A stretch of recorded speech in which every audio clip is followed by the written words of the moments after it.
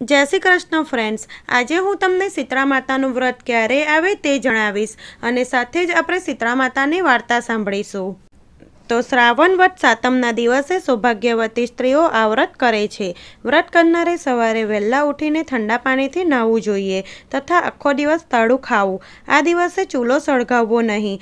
ઘીનો દીવો કરી શીતળા માતાની વાર્તા કરવી. આ વ્રત કરવાથી ધન, ધાન્ય, સંતાન અને સૌભાગ્ય પ્રાપ્ત થાય છે. શીતળા માતાની વાર્તા. એક ગામમાં દેરાણી જેઠાણી તેની સાસુ સાથે રહેતી હતી. બંને વહુના ઘરે દેવના દીધેલા એકના એક દીકરા હતા. મોટી વહુ ઈર્ષાળુ હતી, જ્યારે નાની વહુ ભલી, ભોલી અને પ્રેમાળ હતી. એક વખત શ્રાવણ માસમાં રાંધણછઠનો દિવસ આવ્યો. સાસુએ નાની વહુને રાંધવા બેસાડી. નાની વહુ મધરાત સુધી રાંધતી હતી. એટલામાં ઘોડિયામાં સૂતેલો છોકરો રડવા માંડ્યો. આથી બધું જ કામ પડતું મૂકીને વહુ છોકરાને લઈને જરા આડે પડખે થઈ અને થાકના લીધે જોતજોતામાં ઊંઘી ગઈ. ચૂલો સળગતો હતો. મધરાત પછી શીતળા માતા ફરવા નીકળ્યા. તેઓ ફરતા ફરતા નાની વહુના ઘરે આવી પહોંચ્યા અને ચૂલામાં આળોટવા લાગ્યા. પણ આ શું? શીતળા માતાના શરીરે ઠંડક લાગવાના બદલે લાઈ લાગવા લાગી. તેઓ આખા શરીરે દાઝી ગયા. આથી તેને નાની વહુને શ્રાપ આપ્યો કે જેવું મારું શરીર બળ્યું તેવું તમારું પેટ બળજો. સવારે ઉઠીને વહુએ જોયું તો ચૂલો સળગતો હતો અને પડખામાં સૂતેલો છોકરો મૃત દશામાં હતો. તેનું આખું શરીર દાઝી ગયું હતું. નાની વહુ રડવા લાગી. તેને ખ્યાલ આવી ગયો કે જરૂર શીતળા માતાએ શ્રાપ આપ્યો હશે. તે રડતી રડતી સાસુ પાસે ગઈ અને બધી જ વાત કરી. સાસુમાએ સાંત્વના આપતા કહ્યું કે શીતળા માતા પાસે જઈને પ્રાર્થના કર, બધું જ સારું થઈ જશે. બાળકને ટોપલામાં નાખી નાની વહુ નીકળી પડી. રસ્તામાં બે તલાવડી તેને જોઈ. બંને તલાવડી પાણીથી છલોછલ હતી, પણ કોઈ તેનું પાણી પીતું ન હતું. જે પાણી પીએ તે મૃત્યુ પામતું હતું. નાની વહુને જોઈને તલાવડીઓ બોલી, બહેન તું ક્યાં જાય છે? નાની વહુએ કહ્યું, હું શીતળા માતા પાસે શ્રાપના નિવારણ માટે જાઉં છું. તલાવડીઓએ કહ્યું, બહેન અમે એવા તે કેવા પાપ કર્યા હશે કે કોઈ અમારું પાણી પીતા જ મૃત્યુ પામે છે? અમારા શ્રાપનું નિવારણ પૂછતા આવજો. નાની વહુ ત્યાંથી આગળ વધી. રસ્તામાં તેને બે આંખલા મળ્યા. તેમની ડોકમાં ઘંટીના પડ લટકતા હતા અને બંને લડતા હતા. નાની વહુને જોઈને બંને આંખલાએ પૂછ્યું કે બહેન તું ક્યાં જાય છે? વહુએ કહ્યું, હું મારા શ્રાપનું નિવારણ કરવા જાઉં છું. તો બહેન શીતળા માતાને અમારું પણ પૂછતી આવજે ને કે અમારા કયા પાપના લીધે અમારા ગળામાં ઘંટીના પડ બાંધ્યા છે અને અમે શા માટે લડ્યા કરીએ છીએ. સારું કહી નાની વહુ ત્યાંથી આગળ ચાલી. થોડેક દૂર ગઈ ત્યાં એક બોરડીના ઝાડ નીચે એક મેલી ગયેલી ડોશીમાં માથું ખંજવાળતા બેઠા હતા. એને જોઈને ડોશીમાં બોલ્યા, બહેન ક્યાં જાય છે? જરા મારું માથું જોતી જાને.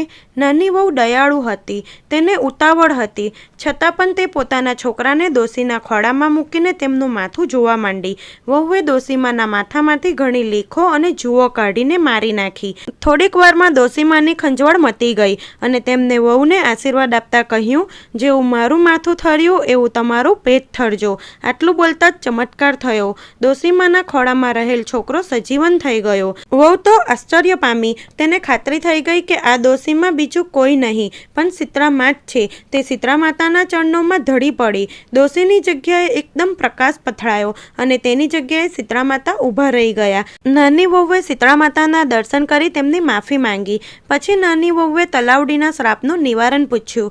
શીતળા માતા બોલ્યા કે પૂર્વજન્મમાં આ બંને તલાવડીઓ રોજ ઝઘડ્યા કરતી હતી. કોઈને શાક કે છાશ આપે નહીં અને આપે તો પાણી નાખીને આપે. આથી તેમનું પાણી કોઈ પીતું નથી, પણ તું એમનું પાણી પીજે એટલે તેમના પાપોનો નાશ થશે. એ પછી વહુએ આંખલાઓના શ્રાપનું નિવારણ પૂછ્યું. તેના જવાબમાં શીતળા માતા બોલ્યા કે ગયા જન્મમાં બંને દેરાણી જેઠાણી હતી. તેઓ એટલી બધી ઈર્ષાળુ હતી કે કોઈને દળવા ખાંદવા દેતી નહોતી. આથી આ જન્મમાં બંને આંખલા બન્યા છે અને એમના ગળામાં ઘંટીના પડ છે. તો આ ઘંટીના પડ છોડી નાખજે. આથી તેમના પાપ દૂર થશે. નાની વહુ ખુશ થતી શીતળા માના આશીર્વાદ લઈ છોકરાને લઈ પાછી ફરી. રસ્તામાં તેને પેલા બે આંખલા મળ્યા. વહુએ એમની ડોકના ઘંટના પડ છોડી નાખ્યા. તેઓ લડતા બંધ થઈ ગયા. આગળ જતા તલાવડીઓ પાસે વહુ આવી. તેમના શ્રાપના નિવારણ માટે ખોબો ભરીને પાણી પીધું. પછી બધા તેનું પાણી પીવા લાગ્યા. ઘરે આવી તેને સાસુમાને બધી જ વાત કરી. તેની જેઠાણીને તેની ઈર્ષા થઈ. બીજા શ્રાવણ માસમાં રાંધણછઠ આવી ત્યારે જેઠાણીને થયું કે હું પણ દેરાણી જેવું કરું, આથી મને શીતળા માતા દર્શન આપે. તે રાત્રે ચૂલો સળગતો રાખીને સૂઈ ગઈ. મધરાત થતાં શીતળા માતા ફરતા ફરતા મોતી વહુના ઘરે આવ્યા અને ચૂલામાં આળોતવા લાગ્યા. આથી તેનું શરીર દાઝી ગયું. તેમને શ્રાપ આપ્યો કે જેવું મારું શરીર બળ્યું તેવું એમનું પેટ બળજો. સવારે ઉઠીને જેઠાણીએ જોયું તો ઘોડિયામાં છોકરો મૃત પામ્યો હતો. આ બનાવ દુઃખી થવાને બદલે જેઠાણી ઉલટાની ખુશ થઈ અને તેને પણ દેરાણીની જેમ છોકરાને પોટલામાં લઈ ચાલી નીકળી. રસ્તામાં તલાવડીએ પૂછ્યું કે બહેન ક્યાં જાય છે? જેઠાણીએ મોં મચકોડતા કહ્યું કે તમારે શું પંચાત? જોતા નથી કે મારો દીકરો મરી ગયો છે? હું શીતળા માતાને મળવા જાઉં છું. તલાવડીઓએ કહ્યું કે બહેન અમારું એક કામ કરતી આવજે ને. પણ જેઠાણીએ તો તરત જ ના પાડી દીધી. આગળ તેને 2 આખલા મળ્યા તો જેઠાણીએ આખલાઓને પણ તેનું કામ કરવાની ના પાડી દીધી. આગળ જતા ઝાડ નીચે ડોશીમા સ્વરૂપે શીતળા માતા માથું ખંજવાળતા બેઠા હતા. એને જેઠાણીને કહ્યું, બહેન મારું માથું જોઈને આપને. આ સાંભળીને જેઠાણી બોલી, હું કાંઈ તારા જેવી નવરી છું કે તારું માથું જોઈ આપું? જોતી નથી મારો છોકરો મરી ગયો છે, આમ કહીને ચાલી નીકળી. તે છોકરાને લઈને ખૂબ જ રખડી પણ ક્યાંય શીતળા માતાનો ભેટો ન થયો. આખરે કંટાળીને તે મરેલા છોકરાને લઈને પાછી આવી. દેરાણીની ભક્તિભાવવાળી અને દયાળુ હતી, તેથી તે સુખી થઈ. જેઠાણી તેના સ્વભાવને લીધે દીકરો ખોઈ બેઠી. હે શીતળા માતા, તમે જેવા દેરાણીને ફળ્યા એવા જ તમારી ભક્તિ કરનારને સૌને ફળજો. જય શીતળા માતા.